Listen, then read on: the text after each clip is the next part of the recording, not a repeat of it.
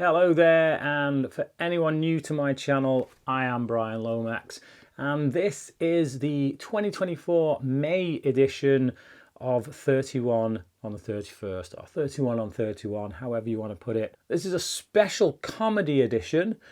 For anyone who knows me, comedy doesn't tend to be my go-to genre. Some people would say I don't have a funny bone in my body, and to be quite honest, I can probably understand why, given what we're going to get into in this list. But yeah, this is comedy, and what we've tried to do on this one is take directors who kind of made their name with comedy. Now, some of them have gone on to do other things, of course, but they mostly made their name on comedy. They started with comedy, they became famous directors through their comedy movies, if they have, even if they've gone on to do other things. And we've tried to kind of do directors and then do 3 each of their movies, but obviously we have an odd number to work with here, 31, so it's not quite worked out that way with all directors, but that's roughly the general gist of this one. There's your themes. As usual, it's not just me doing this. We've got Cody Leach, we've got Chandler, we've got CP from Wiliscredia, and we've got Rudy from GenEXreviews. So do check out their videos. For those of you who are very familiar with these lists, I don't think I need to say anymore, and I'm not going to give all the usual spiel because I get tired of giving it, quite frankly. But yeah, let's just dive in. Worst to best, starting with number 31. And number 31 is Road Trip, and I personally thought this film was an abomination. I didn't laugh once. I remember kind of semi-enjoying it way back when it came out, when I was like 20 years old or whatever it was. And boy, have I changed since then. It's got to be said. I mean, I didn't find it a laugh riot even back then, but this time around, not a single joke lands for me. All the characters are annoying, pretty much. This is one annoying guy who spends most of the film trying to get a snake to eat a mouse.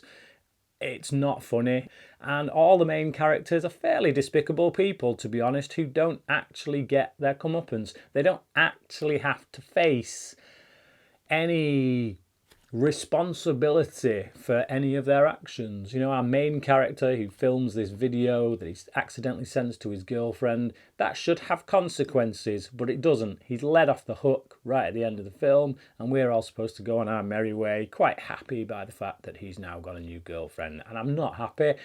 I find most of the gags just either irritating or offensive, and the whole film really is just a dumpster fire. Number 30, director Todd Phillips continues his streak with Old School. This is, yeah, everything I just said about Road Trip apply to this film. It's just that the main characters are older, which in a way kind of makes it worse, because you've got grown-ass men acting like a bunch of adolescent teens. The reason this gets a little bit higher than Road Trip is I did laugh about twice, maybe 3 times. Both or all 3 of those times were a result of Will Ferrell. I've never been the biggest Will Ferrell guy when it comes to his comedies, or at least I thought I wasn't. My opinions have slightly changed doing this 31 and 31, I've got to say, because on some of his films he is the best thing about him, and this one being a prime example. Yeah, there's a couple of moments where I laughed at Will Ferrell doing his shtick.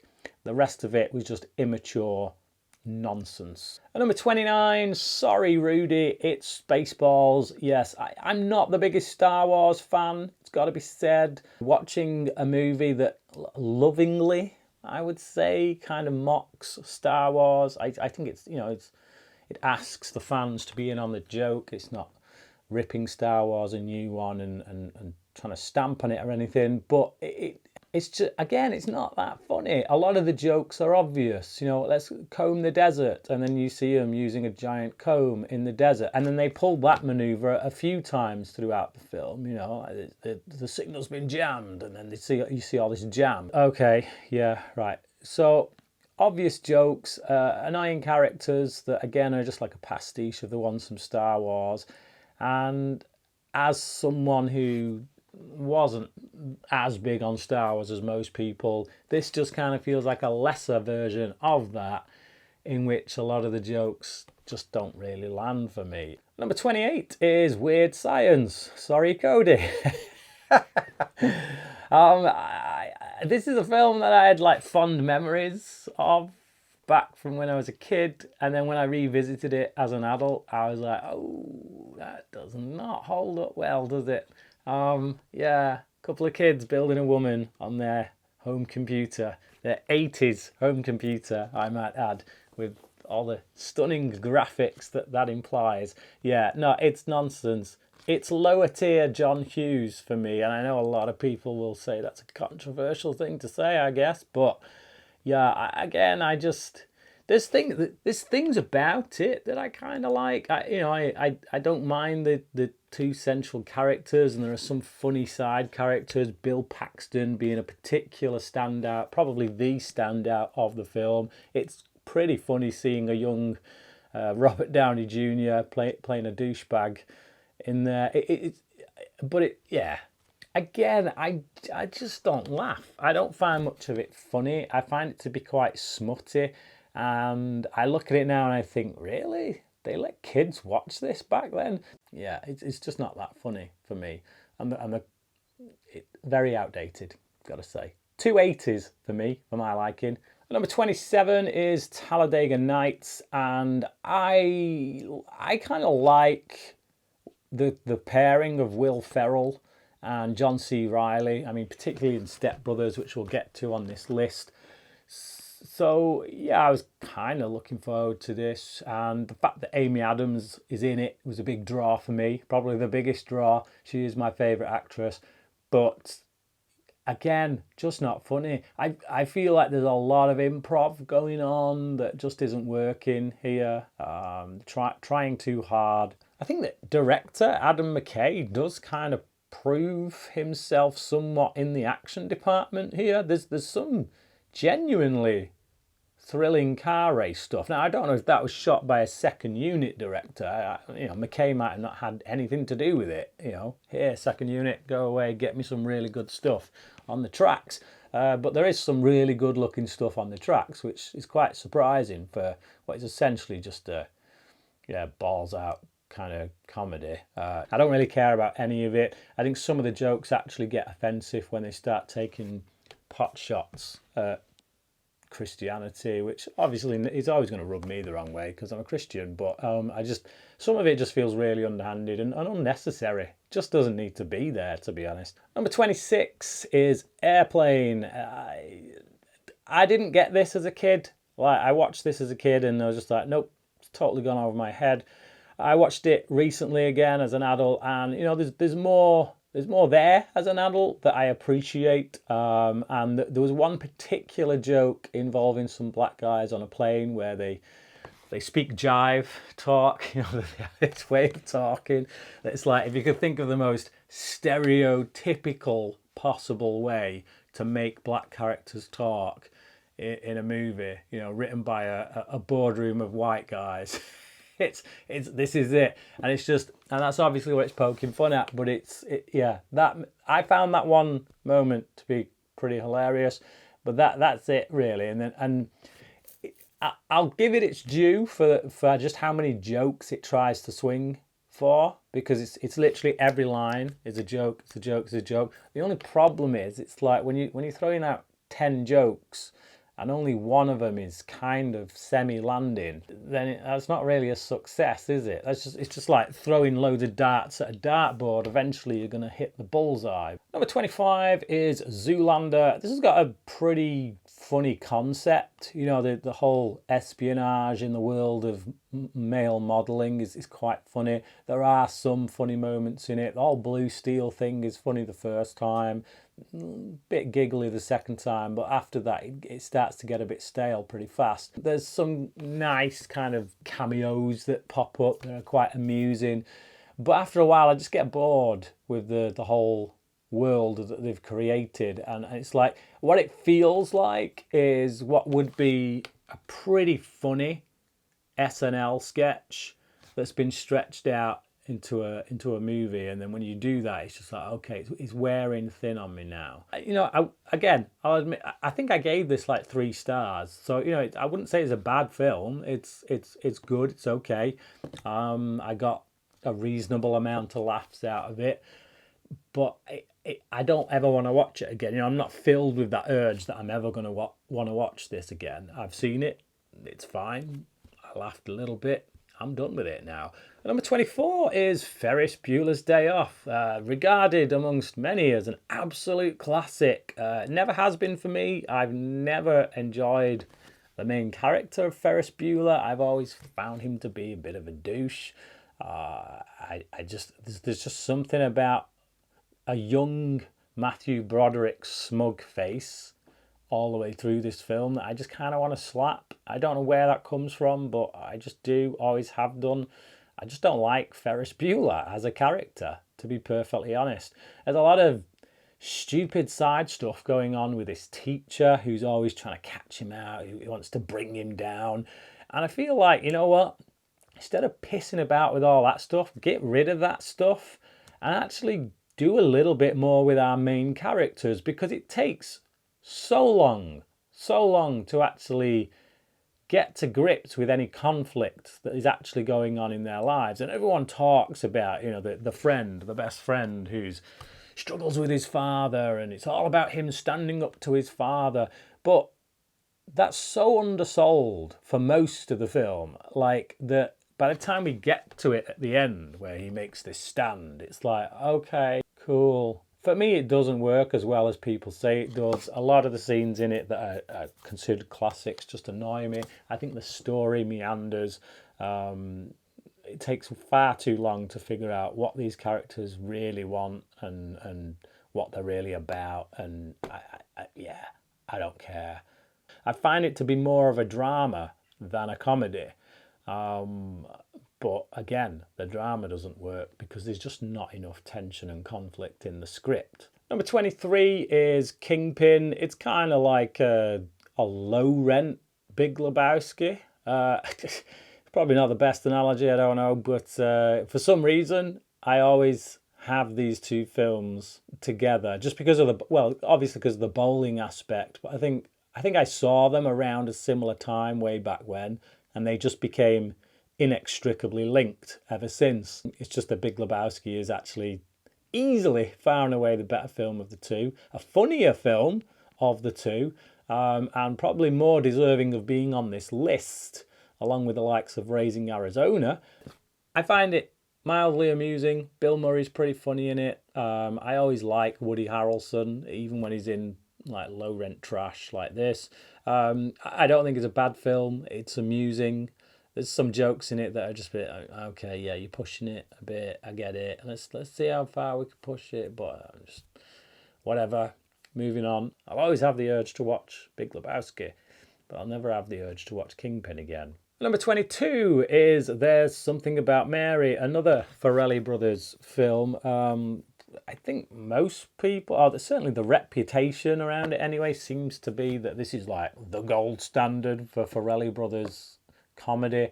And again, it's a 3-star film for me. It's not bad, but it's not great either. It's just that middle of the road kind of late 90s, early 90s style comedy that's, it goes for a lot of gross out humour. It tries to push it as far as it can with bad taste, and I know a lot of people like that stuff. I don't. I prefer comedies where the humour is actually clever, is intelligent, is just, it has got a lot of underlying things going on with it that make you laugh because of character moments rather than just things happening to the characters. This is more situational. There's some films on this list that we'll get to, my number one in particular, especially my number one, where the comedy comes out of the characters. It comes out of who they are as people. What they say and how they behave is it's a reflection of who they are inside, and it's that that's funny. It's that gets you, that tunes you in to them and makes you laugh. Whereas things like this, it's the situational thing. It's like, oh, something happens that's going to make a dog jump out the window. Oh, something happens that's going to make a woman put something in her hair that she really shouldn't be putting in her hair. It's just like it's that stuff we're doing to these people, as opposed to it, being the person themselves that is funny. That's where my difference is, I guess, on the comedy spectrum as to what I find funny and what I don't. And this, unfortunately, is more on the side that I don't. Number 21 is Tropic Thunder. This is a film it's got some good things to say about movie making in general. It's a bit cleverer than the films that have so far appeared on this list. It actually has some commentary to make about the Hollywood studio system and how movies are made and the people who make them, which I find quite amusing, having an interest in cinema. But yeah, for the most part, it's like there's always two things that stand out to me that I remember, that I genuinely find funny, and the rest is kind of forgettable, if I'm being perfectly honest. Robert Downey Jr., obviously. I'm the dude playing the dude disguised as another dude. Like, always funny. And Tom Cruise, an unrecognisable Tom Cruise going absolutely wild in the craziest makeup. And just, one can only help but see Harvey Weinstein now when you watch that stuff. And it's actually pretty creepy. But those two elements of the film are hilarious. The rest of it, I'm just like, okay, cool. Number 20 is Blazing Saddles. This is a film that I think I wanted to like more than I actually did. I like Westerns. I'm actually quite a fan of Westerns. This is a movie that sends up the Western. And for that reason, I did appreciate a lot of what is going on. There's some pretty good social commentary in there as well that maybe hasn't aged as well as it should. Given how they utilize certain things, it's a movie they wouldn't make today, not in this fashion anyway. A lot of the racial stuff that's going on in it, they're very blunt about it, but it's calling attention to the racism in society, whereas these days it'd just be considered racist and that's it, and it would get cancelled. So for that kind of reason, I appreciated it a bit more. But if I'm being honest, it's one of them where it's like a joke every couple of seconds, and it's like, okay, I think the laugh ratio on those jokes is much higher to say something like Airplane or Spaceballs, but it's still not enough to warrant throwing so many darts. Like I'm laughing maybe at 2.5 of every 10 jokes, which is fine. And I think mostly the thing that I liked about it was Gene Wilder. I think his proper laid back, leisurely way of delivering his lines in this are what I found most humorous, I think. Mel Brooks himself as an actor, there's something about him I don't like. There's something kind of weaselly and slimy, and that's probably got something to do with the fact that he always puts himself on screen with a big-breasted woman and gets a little bit leery with them, which just makes me feel a bit icky, to be honest.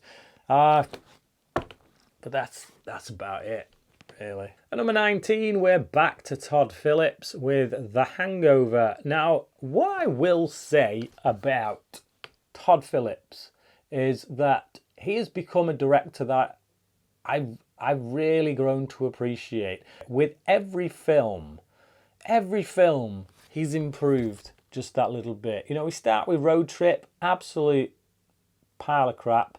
Old School, it's a bit better. There's some slightly better production there. I think the directions are a little bit more interesting. And then we go to The Hangover, and I really feel like, a bit of background first. This is a movie I used to hate. I absolutely despised this movie when I saw it first time in the cinema. I just found it offensive. There were certain things about it.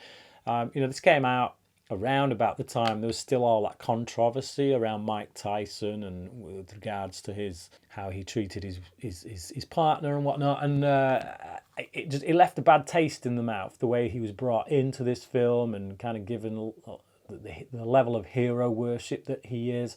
Other gags like hitting a baby in the face with a car door because it's in the carrier. It's like, oh yeah, that's funny, isn't it? No, not really. It's just a lot of stuff like that where and just the main characters are just, again, it's those frat boy assholes that I never would have got on with at college. So why do I want to spend some time with them for 2 hours in a movie? Well, the answer to that is I don't really. There's often very few redeemable qualities about these kind of people when I see them in movies. But what I will say is that this time around when I watched it, I got more laughs out of it. But the thing I paid most attention to really is the direction. I think this is a film where Phillips thought, you know what, this is your frat boy comedy, and pretty much like the two I've previously done, but I'm actually going to hone my skill here. I'm really going to go all out and just direct the crap out of this. And I think he does. I think you see a notable rise in the level of competency with regards to his skill as a director in this film. You know, the cinematography is much more on point. It feels more cinematic, and that could just be the location being in Vegas and whatnot, but it definitely feels like it's a much better looking film. It's much prettier to look at than his two previous ones that are on this list. Props to the guy, you know. But yeah, this is definitely the middle step in his career where he was like, you know what, I'm gonna try some stuff.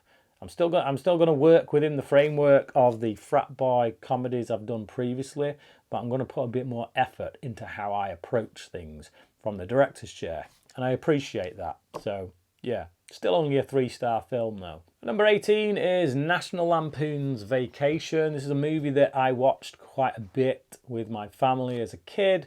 I remember laughing my ass off at a few moments as a kid. I watched it this time around, and again, I don't know if I've just become an old fuddy-duddy.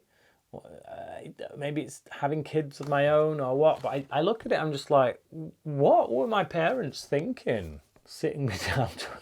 But what? There's so many things in this that it just finds so inappropriate for kids to be watching. But again, that's just me. There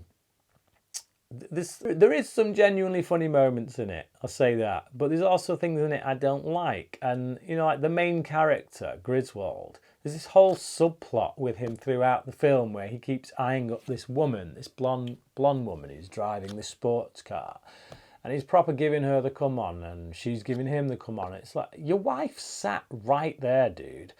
And we're supposed to find it funny because he's inept at actually, you know, flirting and making it with another woman. But that doesn't help the situation. You know, that doesn't make me find it any funnier. Because at the end of the day, he's still being a slime bag and cheating on his wife, attempting to cheat on his wife. And people might say, oh, get over it, dude. Just stop taking things so seriously. But I do take things like that seriously because I find, you know, I take my marriage seriously. And I think marriage itself has become a bit of a joke to most people. And it's things like that are they inject it into films. It's like, the fact of the matter is, if this guy was a stud, you know, if he looked like a stud and he had a way with women, we wouldn't be laughing at this particular element of this movie. We'd be saying that's slimy. It's like he needs to get some comeuppance. And to a certain degree he gets some comeuppance in the form of embarrassment. But again, it's just, this is our main character. This is the guy you want us to follow, that you want us to root for, that you want us to go along with. Like all the other stuff that's in there is perfectly fine with regards to obstacles that are thrown in his way, and how he handles them makes me, you know, warm to him in some way. But then you throw like an element like that in, and it's just like, why are you putting that in there? Why are you bringing our main character down like that? And yeah, I don't know. I don't find it funny. I don't find that stuff funny. But there is some funny stuff in here.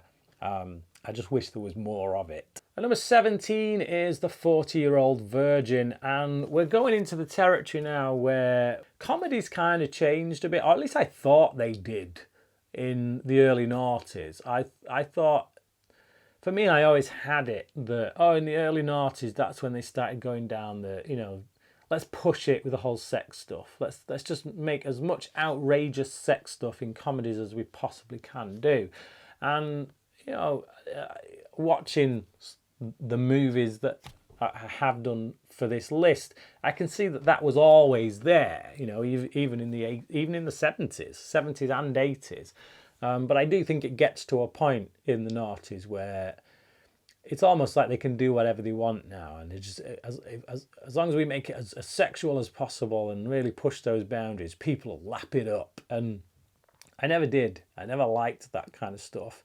And yeah, here the way that they talk about sex, the way that they just reduce it down to nothing more than an act between two people is problematic. For me, it's part of what I don't like about modern comedies. I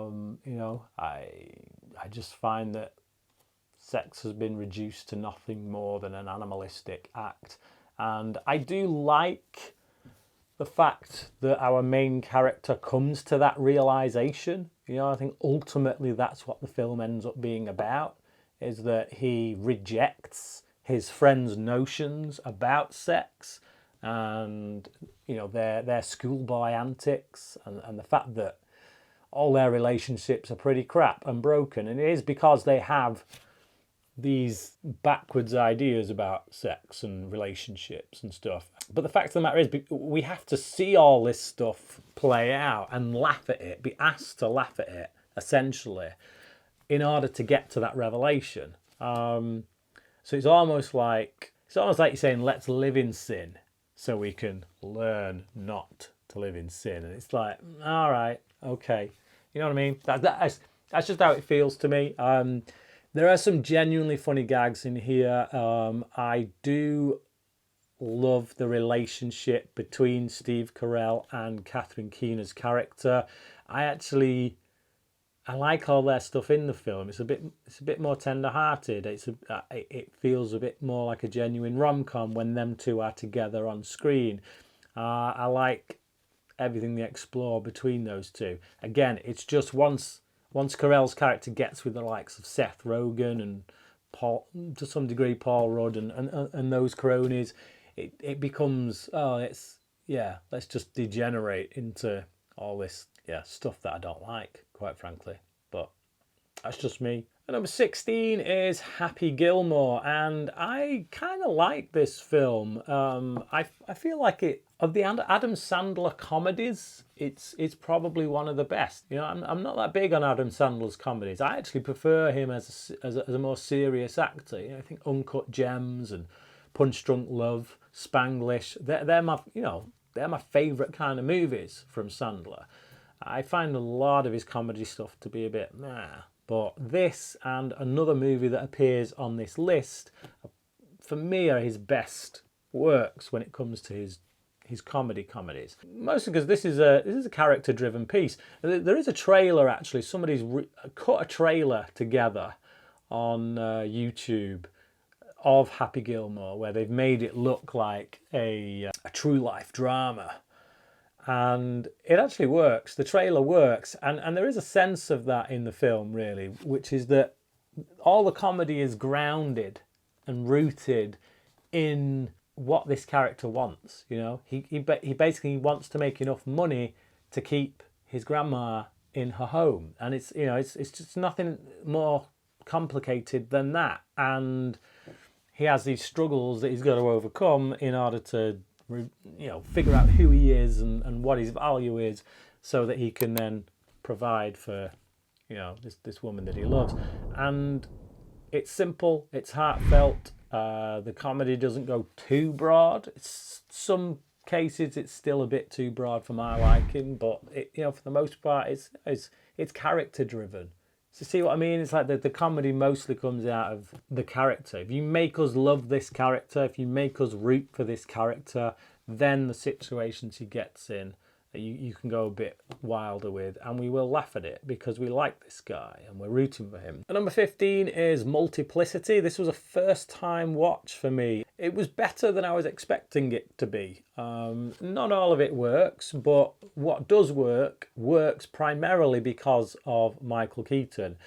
Michael Keaton's fantastic in this. So he plays 4 very distinct characters, very distinct versions of himself. You know, he clones himself, then he clones himself again, and then the clones go and clone themselves, and that one, yeah, that leads to stuff. But I don't think they do a particularly great job of explaining why the clones all have distinct personalities. I mean, they do with the, you know, the clone of the clones. It's made pretty obvious why he is the way that he is. But the 2 direct clones of the Keaton character, like one of them's Camp for some reason. He's just Camp, and it's like, okay, I thought he was supposed to be just like him though. And they don't explain why so quickly he goes down that route. But either way,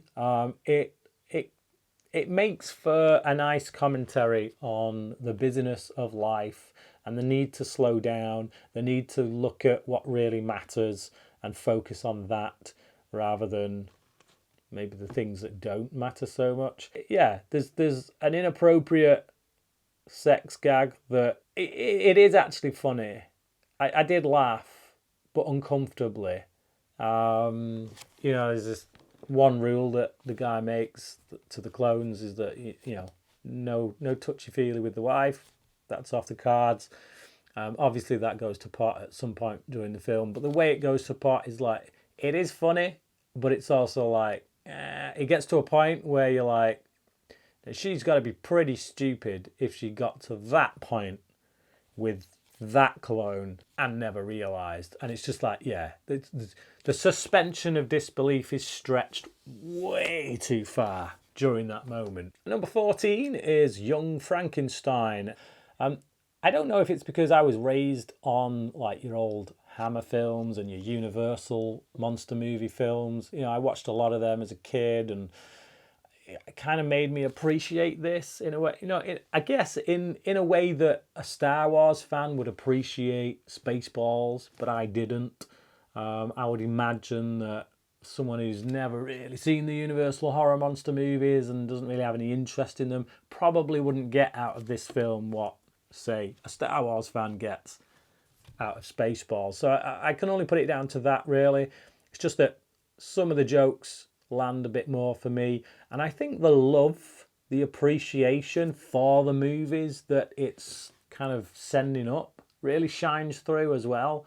You know, there's definitely a good knowledge, a good background knowledge of those movies to the point where, oh yeah, you know, they're not taking swipes. It's kind of a loving dig, and I appreciate that again as a fan of those movies. Also, again, we've got Gene Wilder taking centre stage here, so rather than a support, he's more on show. And Marty Feldman is just, yeah, that face is hysterical. The one shot with when it pans across the jars and then suddenly his face just jumps out, yeah, with the eyes shooting. It just, yeah, how can you not laugh at that? Number 13 is The Cable Guy, and this is a much darker kind of film than really it should be. I don't know. It's like a twisted, dark psychological thriller, but kind of turned into a Jim Carrey comedy vehicle, and that doesn't sound like it should work, but it kind of does. It's much more interesting than one might think, and I think it's got a lot to say about certain generation of kids that were raised on TV, that, you know, the TV essentially became the substitute parent in the household because the parents didn't really want to do the job of parenting. They wanted to go out to work and leave the kids in front of the goggle box. And, you know, we've got this main character played by Jim Carrey who is that kid, but who's now grown up and become very socially awkward and only understands the world through the films and the TV shows he was raised on. And it does make for a very interesting commentary, I would say, but also humorous. I think if you're not expecting it, you'll come to it expecting, oh, it's Jim Carrey doing his rubbery face stuff. That's what it is on the poster. So, and I think that's what happened to me the first time I watched this way back when. I think as an adult, I appreciate this a lot more than I did back then. But yeah, just kind of like single white female vibe, but with guys and with much more humour. Number 12 is Anchorman, The Legend of Ron Burgundy. This is another one of those films by Adam McKay where you can tell a lot of the comedy has been a result of the improv. Now, for Talladega Nights, that didn't really work so well. A lot of it just didn't land. Whereas I feel like here they're more on their game. It takes about 20-25 minutes for it to really start getting funny. Like I got 20 minutes into this and I was like, oh, this actually isn't that funny, is it? But then for whatever reason, 25 minutes in, once you've done all the setup and you realise what the story is, all the side characters start really coming together and doing stuff, and it becomes a lot funnier. You see that, okay, there's a lot more opportunity in these scenes for the improv to shine through, and it does for the most part for the rest of the film. So yeah, there's some genuinely funny stuff in it, and again, some good social commentary about the world of news media and women's place in what was traditionally a male-dominated arena. But yeah, I got some genuine belly laughs out of it. Like not loads. I don't sit there like laughing hysterically at every scene, but compared to a lot of the films on this list, there's a few good moments where, like, you know, it's almost like I'm getting tears of laughter. Number 11 for me is Knocked Up, and I thought this was a slight improvement on 40-Year-Old Virgin. Now, it does still suffer from some of the kind of talk that they had in 40-Year-Old Virgin, especially around the area of sex. But I think ultimately it is a movie about taking ownership, taking responsibility for your indiscretions. You know, these two people, they have sex like it is just an act that you can do and have no consequences. But the fact of the matter is there are consequences, and in this case it's a baby, and these two people have to grow up very quickly as a result of that and take ownership and take responsibility. And I like that aspect. I feel like in that regard it is a slightly more mature film, because most of the film is about that, you know, taking responsibility, whereas with 40-Year-Old Virgin, all that kind of stuff only really comes in at the end. Whereas here, it's very prevalent throughout the film. You know, what are these people going to do? How are they going to sort this stuff out, and become adults essentially, and stop behaving like kids?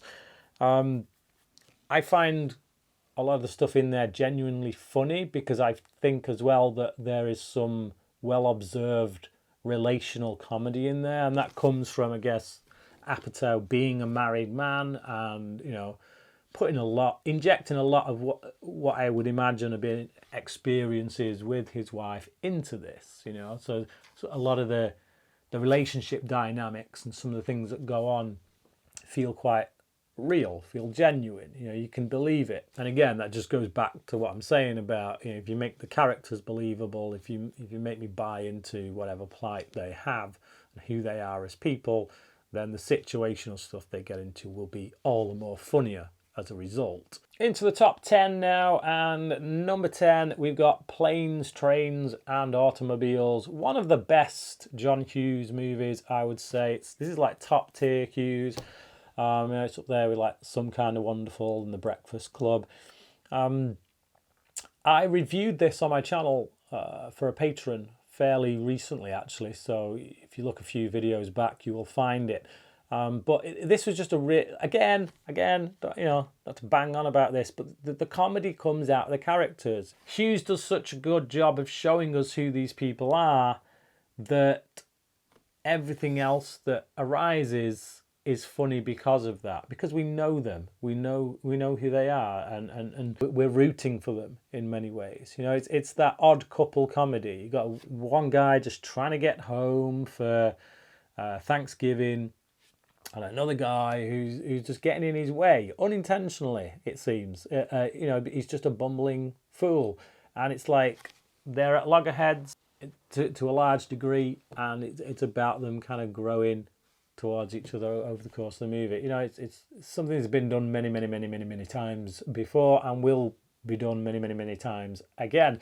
But I like that stuff, you know. Just hit me with that. It's fine as long as you execute it in a very good way, which they do here. And number 9 is Step Brothers, a film I was not expecting much of at all. In fact, I was expecting not to like this, and I did like it. I laughed. I laughed so hard that on several occasions during watching it, I cried with laughter. I don't know if it was the mood I was in. Maybe it got me at just the right time, but I found a lot of the shenanigans going on in this film, and particularly that chemistry between John C. Reilly and Will Ferrell, to just be gold. And I just, yeah, it felt like they veered away from your usual kind of over-the-top sex jokes that they have to seemingly shove in most comedies these days. Oh, let's make it raunchy. Let's raunchify it. Let's make it as raunchy as possible. It's like that stuff doesn't. There's some of that in there, you know. It's a modern comedy. There's always going to be some of that in there, but it's mostly down to the rivalry between these two that grows into a love between these two that, you know, that then flip-flops and stuff. And it's just, yeah, that stuff, situational stuff with their characters, I just found to be very funny. Another film I wasn't expecting to like as much as I did is number 8, and number 8 is Coming to America. I wasn't so big a fan on Trading Places. You know, that movie's got quite a cult classic kind of reputation about it. There's some good stuff in there. It's all right, but for the most part, I was like, I was quite underwhelmed actually by that film. And this being the same team essentially, I was like, okay, more of this kind of stuff then. But I liked this. Again, it's a bit more tender-hearted. It's a bit more character-driven. It's a bit more bog standard kind of rom-com. It is mostly like a romantic movie. It's about this prince coming to America and finding a princess. You know, like that's essentially what it's about. He's coming to find a woman that he can marry, that he loves, rather than one that's just been forced upon him. And it's that culture clash. It's what happens with this fish out of water kind of coming into a culture that he doesn't quite understand. And it makes for some pretty funny stuff. And you've got Eddie Murphy and Arsenio Hall playing multiple characters, and sometimes playing those multiple characters on screen together. And they do a really good job of masking it. They do a really good job of there's one in particular. I can't remember off the top of my head who it was, but it was one of the Arsenio Hall characters. I didn't even realise that. Oh, okay, and you know, I saw as I was watching the film. Oh, he's playing that guy as well, isn't he? And he's playing that guy. But there was one where it's like it wasn't until I got to the end credits I was like, oh, he did him too. Okay, so they do a really good job with that. That's kind of a showcase for their acting talent, really. I mean, I know they have makeup on and stuff, but you know, they really go for it. They go for broke when it comes to putting those different characters on screen. But beyond that, I just, you know, again, I bought into these characters. I liked this character. I liked the fact that this is a man who doesn't just want to settle for the riches that are at his disposal, but actually wants to earn what he's got. He wants to love what he's got. He wants to feel like he is making a difference with the life that he's being given, rather than just going along with tradition. And just all of that stuff, the way it interacts with the people in the Western world, I just thought it was really good. Number 7 is Groundhog Day. This is just a really good movie, you know, like the comedy isn't laugh out loud, ha ha ha, belly laughs or anything. It is mildly amusing throughout from start to finish. So you have a feel-good sense as you're watching it, and yet they're able to tap into some really dark stuff. You know, there's themes of suicide in here. You know, that's dark stuff. You got this guy who's repeating this day over and over again.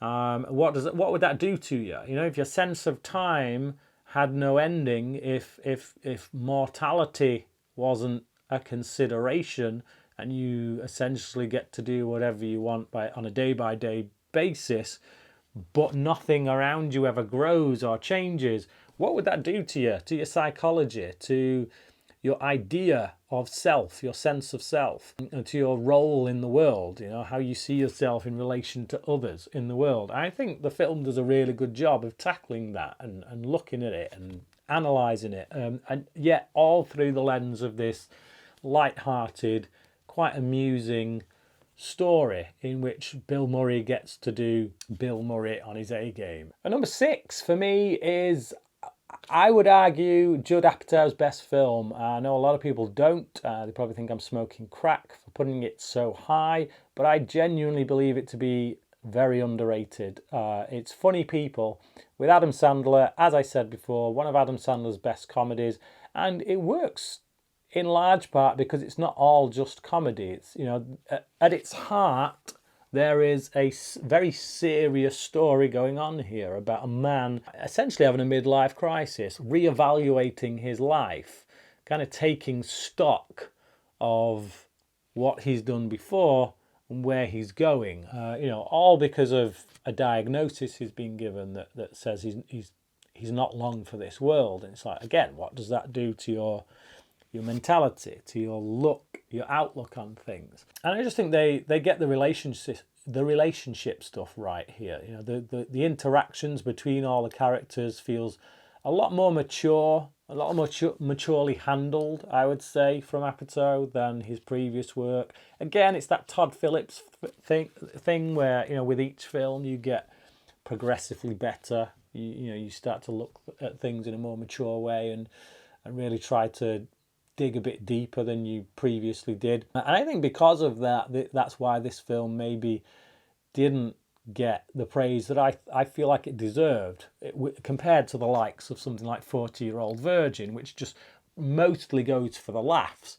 This goes for laughs, and there are plenty of laughs in it, but it is also much more interested in its characters, who they are as people, and the story that they're trying to tell to the audience, what it means for the audience who's watching. And I appreciate that. I think, again, when a joke lands in Funny People, it lands so much better than something like 40-Year-Old Virgin or even Knocked Up, because it's coming from a place that's more real to me.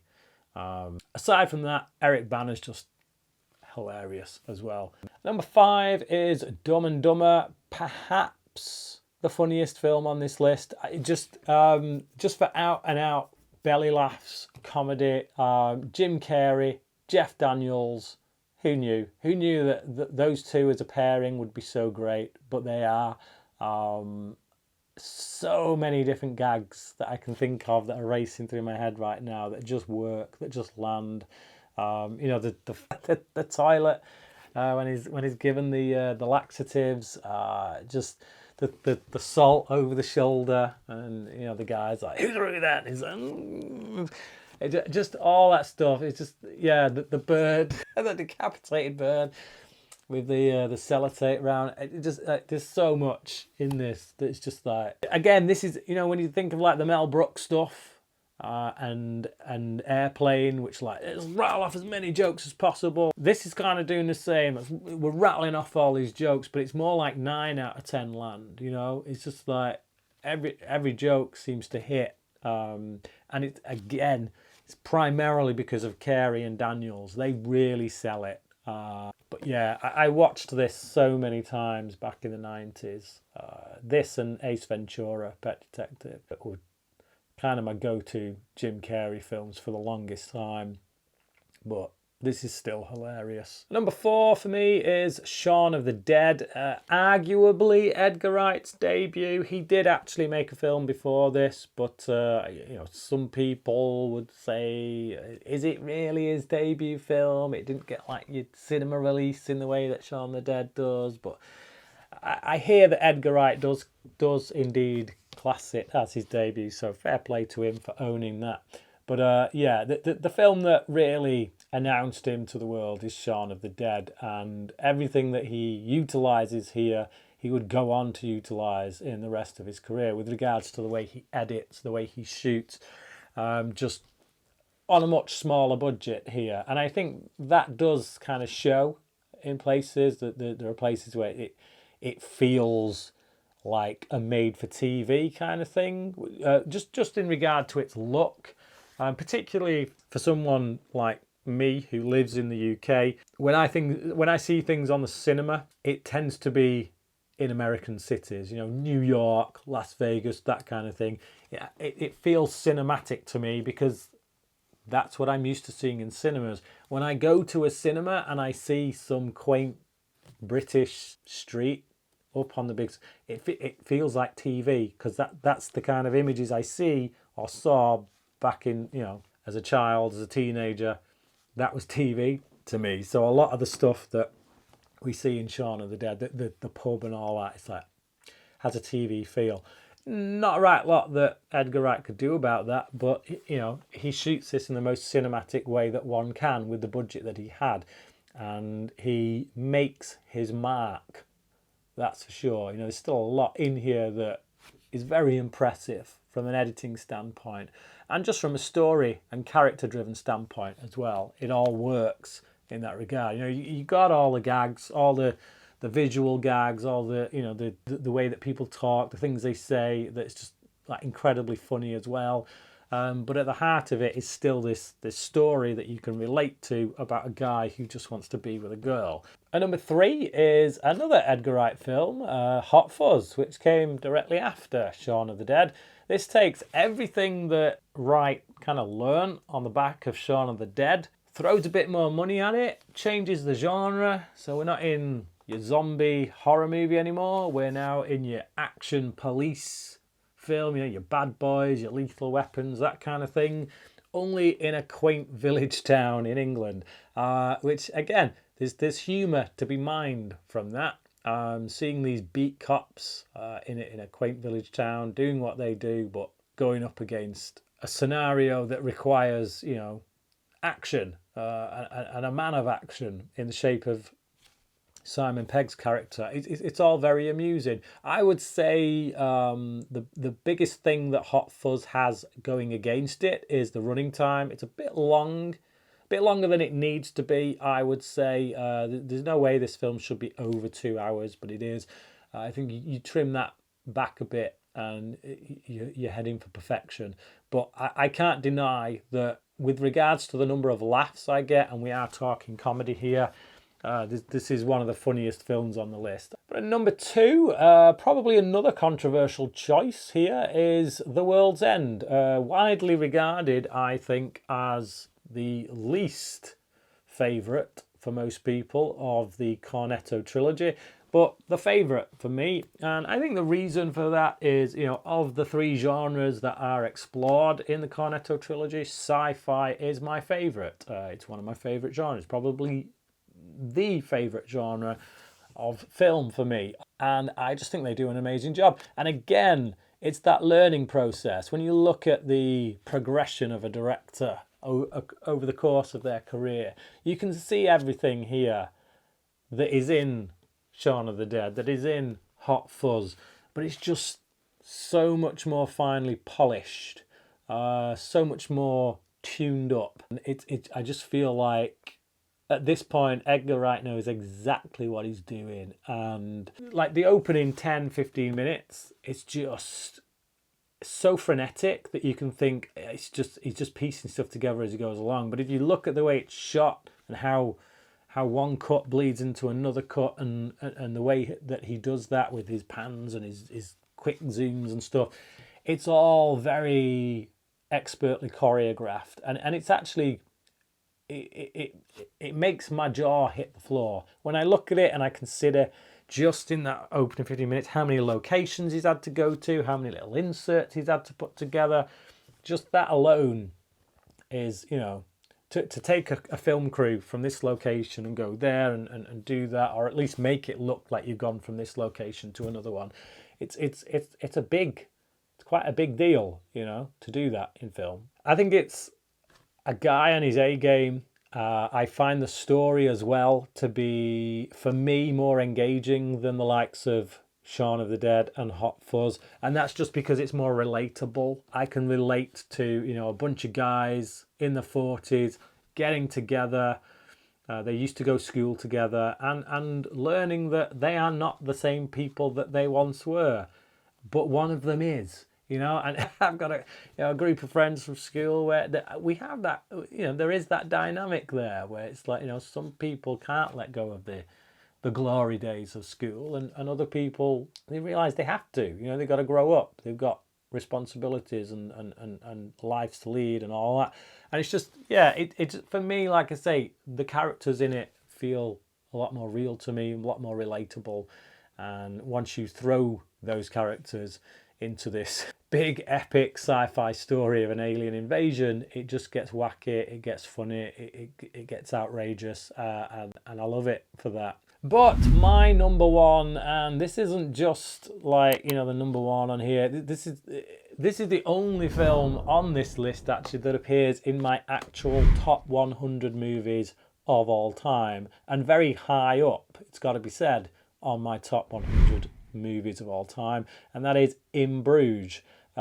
In Bruges at number one. As I've stated many times throughout this, the comedy here works because actually that's not what is considered first. What's considered first is story and character. And Martin McDonagh, who writes and directs this, he's one of my favourite writers, up there with Aaron Sorkin for me. He concentrates on story, he concentrates on the character. Who is this person? Who are these characters? And the comedy comes out of that. When he knows his characters as well as he does, any writer should know their characters as well as Martin McDonagh does with his. If you do, then you can bring absolute comedy gold out of any situation, because the comedy is actually coming out of the person, not out of the situation. And that's never as true as when you've got the likes of Colin Farrell's character here, and some of the stuff that he says because of who he is as a person within any given situation that we find him. And even though on paper these are not people we should like or want to like or even want to follow, because we start off the film, he's done something pretty heinous, yet you fall in love with these people. And that's a skill, that's a genuine skill as a writer, to take these characters, these kind of people, and make you fall in love with them and make you hope for redemption. You want redemption for these guys. Whether they get it or not, I will leave for you to decide. I have done a video essay on In Bruges over on my other channel, The Movie Evangelist, that takes a look at the more theological aspects of the film, particularly that notion of redemption and guilt and the weight of guilt. But yeah, I just think the film has got a lot of weight to it with regards to thematics, what's going on with the characters, what it all means. But if you're not interested in any of that, you just want to sit back and laugh, it's got all that too. Like, I find a film like this to be much more hilarious than anything else on this list, really. This is my kind of humour.